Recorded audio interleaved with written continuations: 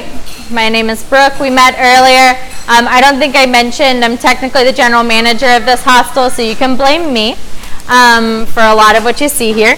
And the book that was chosen for this evening, the book that I chose for this evening, is Gulliver's Travels. Has anyone here read Gulliver's Travels? All right, it's like some people. That's all right. We're in the same boat.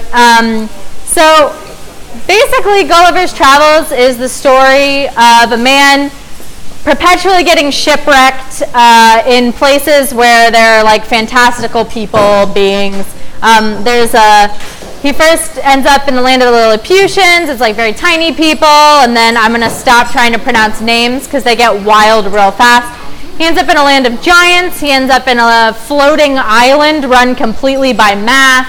He ends up in a whole world of people who are horses. So there's lots of options, right? But the one thing that ties the story together, the one thing that at every single place he goes, he makes sure to mention, is one of the first things he does is he dines with each of the people that he comes in contact with. And each culture has its own way of eating. Each culture has its own type of food. So Lilliputians, obviously they eat tiny, tiny little foods, and they create a ramp from his toe to his chin, and they just run food up the ramp and dump it into his mouth so that he can get a good solid bite. But before that, he had to come through his first hurdle. In each of these lands, he has to learn a new language, essentially. And before he kind of figures out the language thing, he says, I could not forbear showing my impatience, perhaps, against these strict rules of decency, by putting my finger frequently to my mouth to signify that I wanted food. And I think anyone who's traveled to a place where you don't quite speak the language can sympathize with that sentiment. Showing up, maybe meeting someone who doesn't speak the same language as you, and you're just kind of like, I need to eat, I'm thirsty, I'm cold, I'm hot. We use a lot of our hands in expressing things, and food's one of those things that you don't quite need to know another language. Food in and of itself is kind of a language, right? Like, you show up, you can point at a menu, point at your mouth, and all of a sudden you've got a delicious plate of tomato shrimp in front of you. You don't know if you ordered it or not, but it's there and you're happy for it. The land of the giants, he makes a lot of mistakes. He trips over giant bread crust, which is a very hilarious moment by all accounts.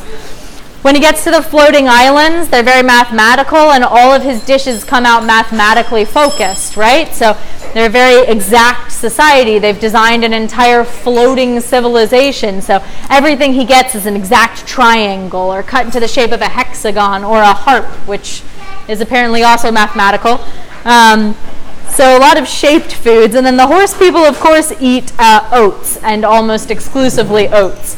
And he just gets crafty with oats over, according to him, about the course of 3 full years. So he actually ends up taking those ingredients and adapting it in a way that's easy for him to eat. He grinds them and makes bread.